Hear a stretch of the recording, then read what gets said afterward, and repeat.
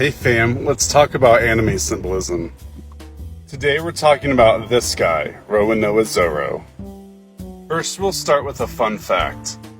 The 9 main characters of the Straw Hat crew each officially have a color associated with them.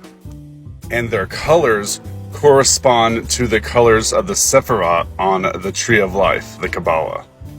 Zoro's color, as you might expect, is green, which correlates him with the Sephiroth of Nitzak.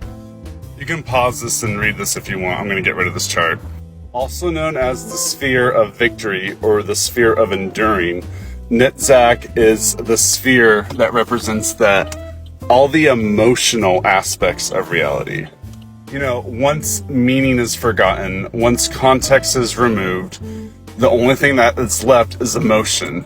And Nitzak represents the weight and gravity of that and how it exists beyond anything else, really.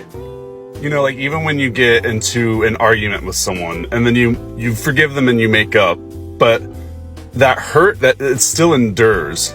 And that's what that sphere is all about. Both the hurt and the love and the good feelings. It's emotion across the board. Now you might be asking me, why would Zoro be related to the sphere of emotion? He is probably the least emotional character in the crew. And to that, I agree, but only because he's endured so much weight, so much agony, so much pain and hurt that he's not only desensitized, but he is able to endure these things without making a deal out of it. Here's a few examples of him enduring things. When Luffy met him and he was enduring starvation, when he took that cut from Mihawk like a champ, or when he endured the righteous judgment that was reserved for Luffy. When we find out what Mihawk did to his eyes, I'm sure we'll say, damn, he endured that too. But you know what he's also enduring? Aspirations of his late childhood friend, Kuina. It's through his continual efforts to be the best that Kuina's dream of victory endures forever. And that brings me to my next point, 3 swords. There is a card called the 3 of Swords.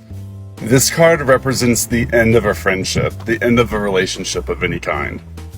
Now, most of the time when this card is pulled, it represents a disagreement, an irreconcilable disagreement. But in Zoro's case, unfortunately, it represents the end of a friend, not just the friendship.